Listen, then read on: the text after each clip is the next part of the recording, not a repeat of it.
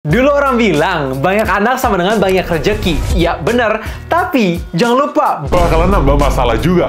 sama ketika kayak brand HP ngerilis banyak banget produk, sampai-sampai ya bisa saling diadu. Kayak Xiaomi 15T versus Poco X7 Pro. Nah, dengan chipset yang sama, kalian rela bayar 2 juta lebih mahal. Dan bedanya seberapa jauh sih? Nah, karena sesuai janji udah sampai 2000 like, jadi langsung aja kita bahas. So, welcome back to UpToDate Aiden Channel. Nama gue Greg, let's check it out.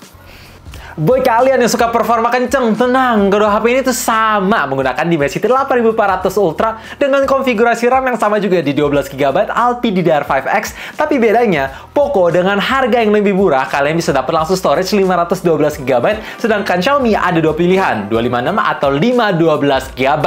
Oke, untuk hasil benchmarknya, ini agak membingungkan. Di Antutu, Poco lebih unggul 13 ribuan, tapi ketika gue coba ngecek di Geekbench dan 3D Wildlife Stress Test, Xiaomi 15T ini lebih bagus. Tapi mana sih yang lebih baik? Oke, langsung aja gue ngetes Genshin Impact Highest plus 60fps selama 40 menit. Mana yang konsisten? Jawabannya, menurut gue Xiaomi 15T lebih oke. Ya, coolingnya lebih proper, jadi nggak throttle kayak Poco X7 Pro. Di menit 15 turun, di menit 30 makin turun lagi. Walaupun ya ketika gue mainin selama 1 jam mulai adem, naik lagi, tapi rasanya kurang playable aja.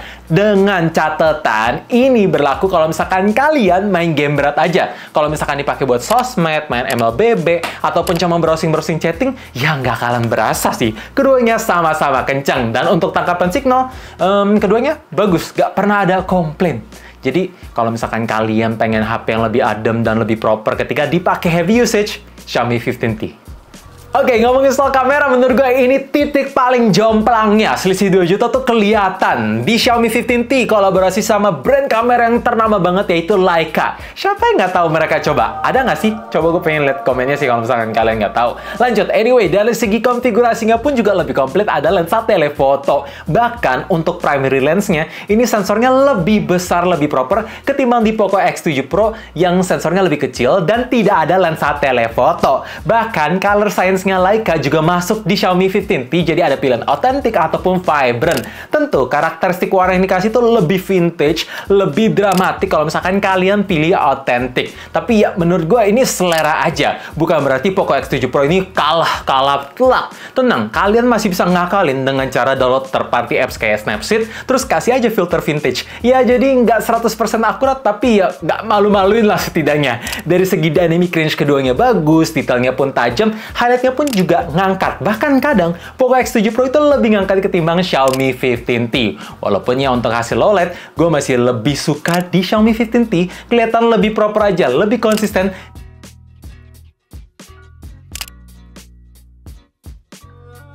Lanjut ngomongin soal kualitas video. Keduanya memang support di 4K 60fps, tapi dengan catatan di lensa utama aja. Begitu kalian pindah lensa ultrawide, di Xiaomi turun di 4K 30fps, sedangkan di Poco jadi 1080p 30fps. Dan untuk kamera depannya, ya ini Xiaomi lebih unggul karena support 4K 60fps, sedangkan Poco lagi-lagi hanya di 30fps 1080p. Karena nggak ada kondisi daylight, jadi kita jalan di supermarket aja. Oke guys, jadi gue nggak ngerti kenapa di Xiaomi 15T ini lebih berasa jitternya ketimbang di Poco X7 Pro ketika ada jeglekan. Tapi dalam segi highlight, ya lebih baik di Xiaomi 15T. Oke, sambil jalan, tapi contrast semua sama-sama cerah sih. Hanya beda di karakteristik warna. Gimana guys? Bahkan kalau di Xiaomi 15T bisa pindah ke lensa ultrawide, walaupun ini memang agak burik sih karena beda cahaya.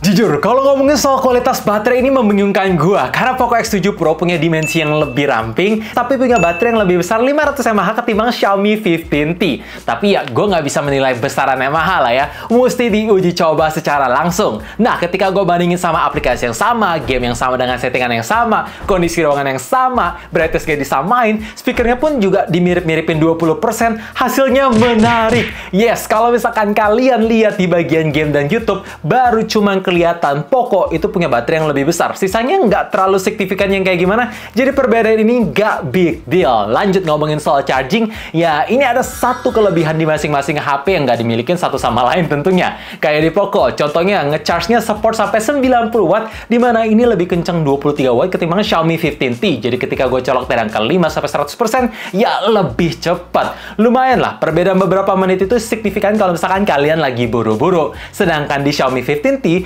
bukan tersedia bypass charging, tapi lebih kayak antisipasi di game mode-nya ketika kalian main, bisa aktifin slow charging, biar HP-nya tuh nggak overheat ketika kalian mau nge-charge sambil main game. Jadi sekarang gue tanya ke kalian, tinggal pilih nge-charge cepet atau nge-charge lambat bypass charge ala-ala ketika main game. Dan FYI, keduanya tidak ada wireless charging.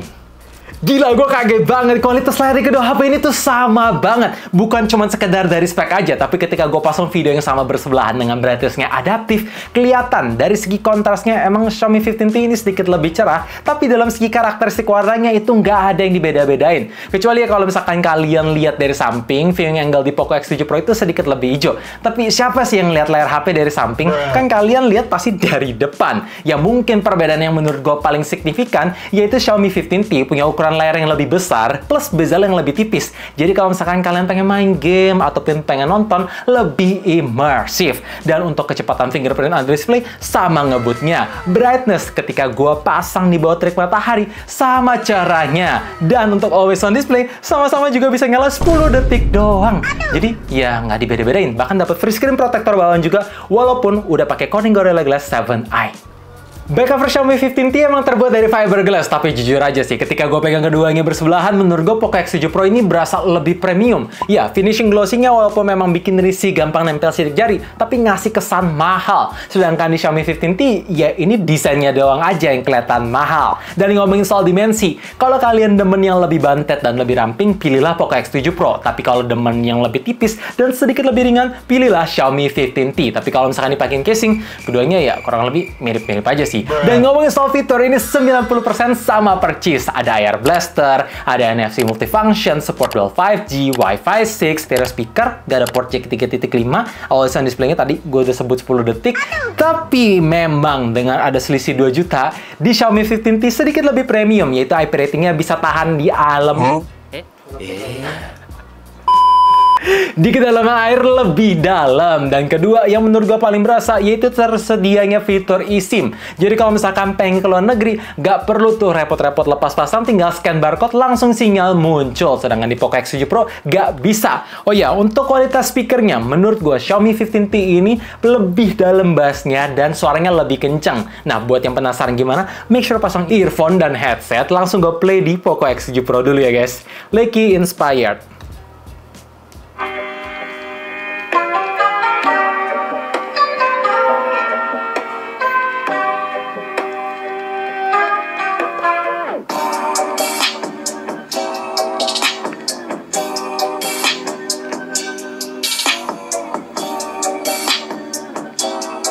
Sekarang Xiaomi 15T.